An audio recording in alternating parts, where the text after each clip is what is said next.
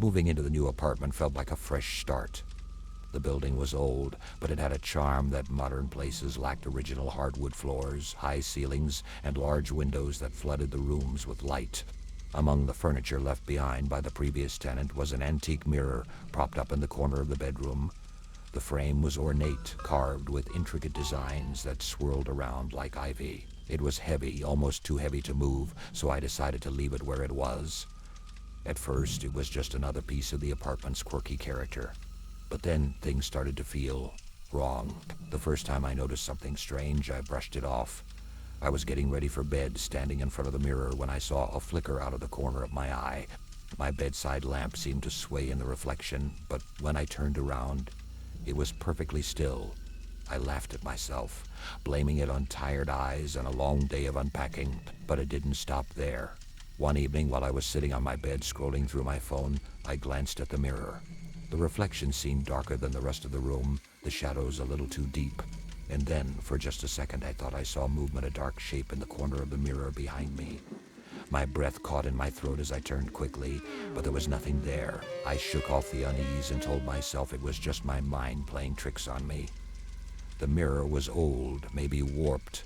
That had to be it. Then one night, while brushing my teeth, I saw it again. This time, it was unmistakable. As I bent down to spit into the sink, I caught a glimpse of my reflection in the mirror.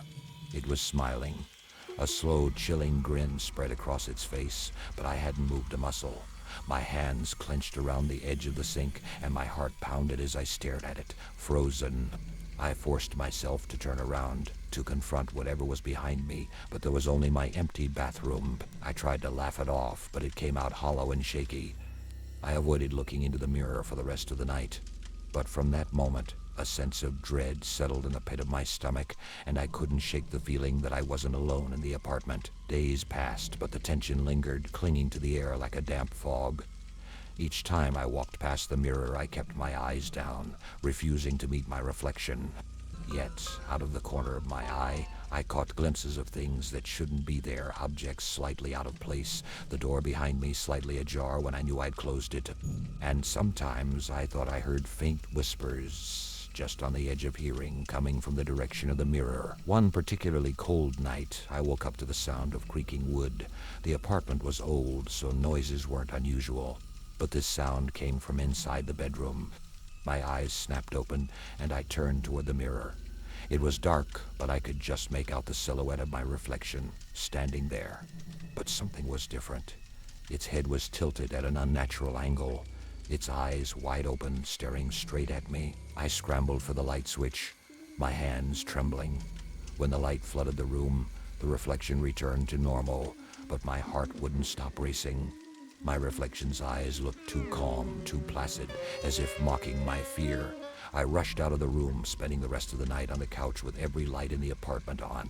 I decided to move the mirror to the storage room the next morning, but when I went to lift it, it felt heavier than before, almost as if something was resisting my efforts.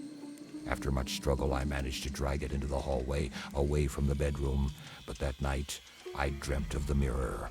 I dreamt that I stood in front of it, staring into my own eyes, only to see my reflection reach out a hand and press it against the glass.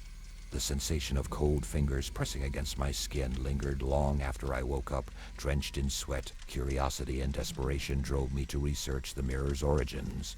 I spent hours digging through online forums and old archives. Eventually, I found a thread on a local history website, buried deep among discussions about haunted places. A photo caught my attention. It showed the same mirror, its ornate frame unmistakable. The thread told the story of a woman who had owned the mirror a century ago.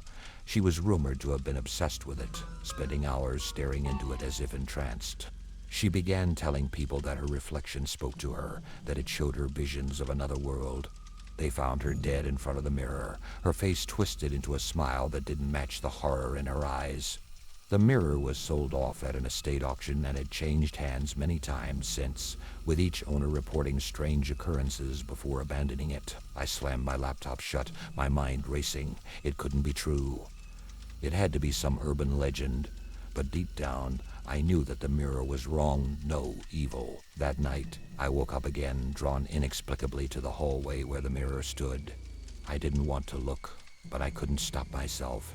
When I turned the corner, I saw my reflection standing there smiling that same twisted grin. But this time it spoke. "You don't belong here," it whispered, its voice a raspy echo of my own. "I've watched you for so long. It's my turn." Before I could react, its hand pressed against the glass, and my body froze in place. I felt a pull, a cold, sickening sensation, like my very soul was being dragged toward the mirror. The reflection's grin widened, and suddenly I felt the glass give way, my body tipping forward as if falling into a void. I don't know how long I was in that darkness, seconds, hours, maybe days. When I finally blinked back into the light, I found myself staring at my own back. My own body stood before the mirror, eyes wide with terror, but it wasn't me anymore. I'm trapped inside the glass, looking out, unable to scream or move. It mimics my every expression, every gesture, perfectly. It's living my life while I'm nothing more than a prisoner behind the glass. And now, as I watch, it reaches out to unplug the nightlight I keep by my bed, leaving me in the dark.